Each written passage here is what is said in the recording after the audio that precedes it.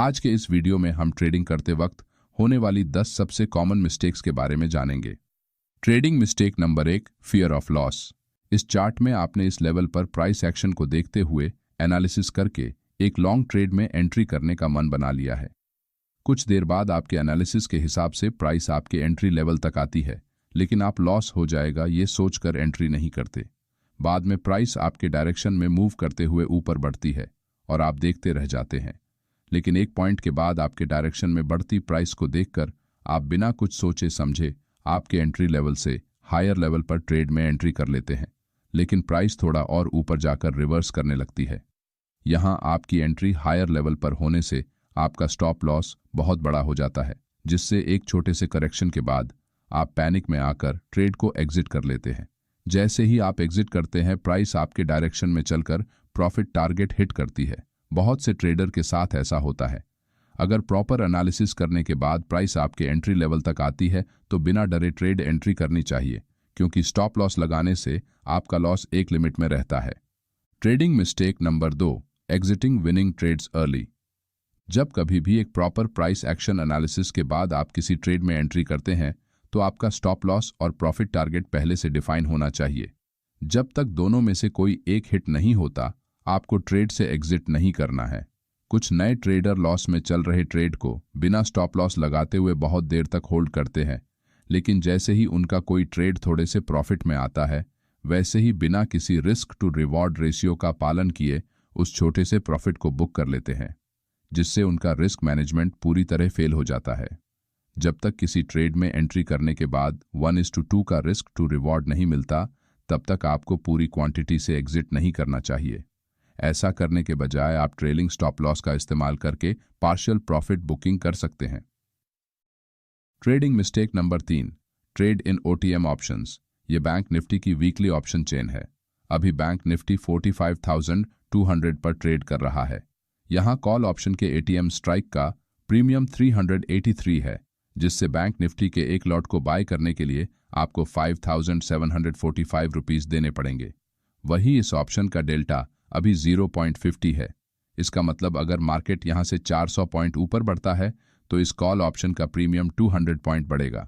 लेकिन अगर आप बैंक निफ्टी के 45,600 के ओटीएम कॉल ऑप्शन को बाय करते हैं तो एक लॉट के लिए आपको सिर्फ 3,090 रुपीज देने पड़ेंगे। लेकिन इस ऑप्शन का डेल्टा 0.34 होने के कारण इस ऑप्शन का प्रीमियम सिर्फ 136 पॉइंट ही बढ़ेगा। और ओटीएम ऑप्शन में थीटा डिके बहुत जल्दी होने से अगर मार्केट आपकी एंट्री के बाद साइडवेज हो जाता है तो आपके ऑप्शन का प्रीमियम ज्यादा तेजी से कम होने से आपको लॉस लेना पड़ेगा। इसीलिए कभी भी ओटीएम ऑप्शन में ट्रेड नहीं करना चाहिए। Trading mistake number 4, improper SL management. यहां मार्केट एक बेस बनाता है और कुछ देर बाद प्राइस उसे डाउन साइड की तरफ ब्रेक करके नीचे जाती है। ज्यादातर न्यू ट्रेडर इस ब्रेकडाउन कैंडल के नीचे अपना स्टॉप लॉस लगाकर ट्रेड में एंट्री करते हैं, लेकिन नेक्स्ट कैंडल एक लॉन्ग विक बनाकर उनका स्टॉप लॉस हिट कर देती है। प्राइस नीचे से सपोर्ट लेकर फिर से ऊपर आती है, जिससे यहां एक लॉन्ग ट्रेड एंट्री सेटअप बनता है और आप इस ब्रेकआउट कैंडल के नीचे अपना स्टॉप लॉस लगाकर जैसे ही लॉन्ग ट्रेड में एंट्री करते हैं, वैसे ही नेक्स्ट कैंडल एक लॉन्ग विक बनाते हुए नीचे जाती है और आपका स्टॉप लॉस हिट करते हुए आपको ट्रेड से बाहर करती है और फिर से आपके ट्रेड के डायरेक्शन में ऊपर बढ़ जाती है। इसीलिए जब भी आप किसी ट्रेड में एंट्री करते हैं तो आपका स्टॉप लॉस एक वैलिड लेवल पर होना चाहिए, जिससे आप स्टॉप लॉस हंटिंग से बचे रहेंगे। Trading mistake number 5, over position size. एक इंट्राडे ट्रेडर है जिसके पास 1 लाख का कैपिटल है। अब मार्केट में प्राइस एक्शन को देखकर वो एक लेवल पर एंट्री करने का मन बनाकर बैंक निफ्टी ऑप्शंस में ट्रेड करने के लिए पूरे कैपिटल को लगा के उतने ही कीमत के ऑप्शंस के लॉट खरीद लेता है।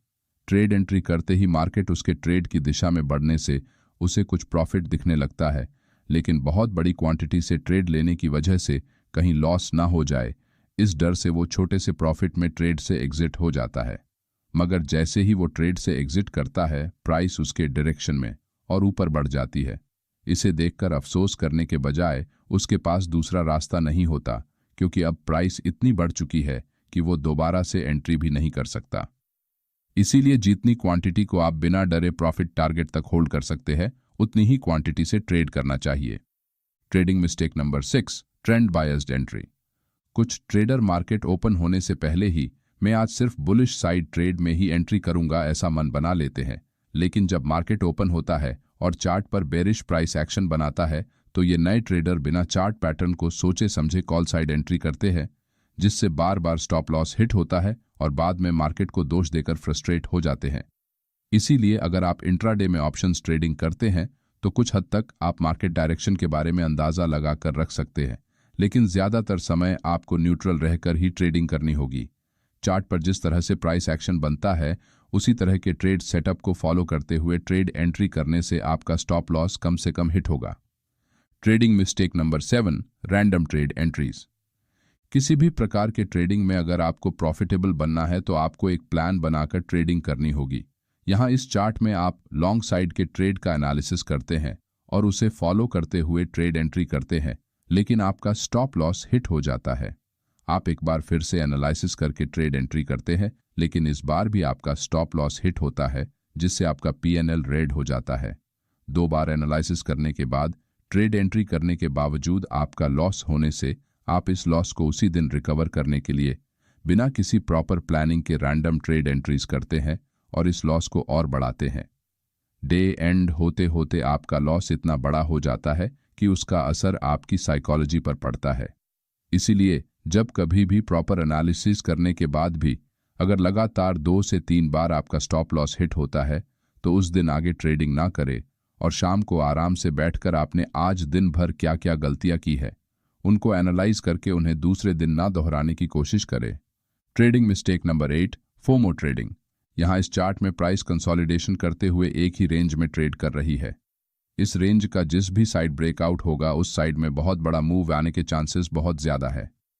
इसी बात को ध्यान में रखकर मार्केट जैसे ही इस जोन को ऊपर की तरफ ब्रेक करने की कोशिश करता है, कुछ नए ट्रेडर ब्रेकआउट कैंडल के रेजिस्टेंस लेवल के ऊपर क्लोज करने का इंतजार करे बगैर कहीं ये मौका उनके हाथ से निकल ना जाए, इस डर से ट्रेड एंट्री करना चालू कर देते हैं।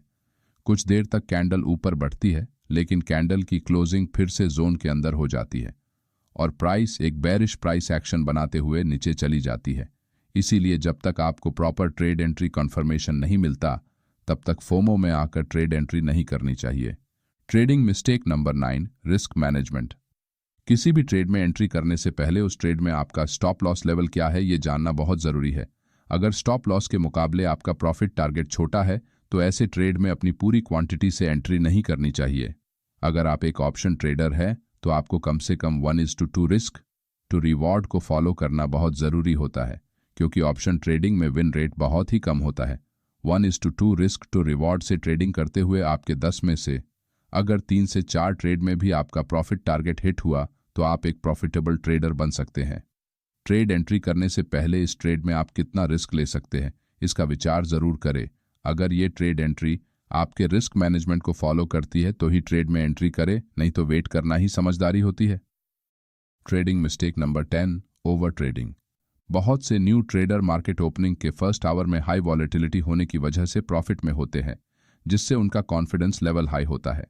लेकिन जैसे ही मार्केट अपने सेकंड हाफ में आता है वैसे ही ओवर कॉन्फिडेंस की वजह से प्राइस एक्शन एनालिसिस के बगैर रैंडम ट्रेड लेते हैं और लॉस करवा लेते हैं।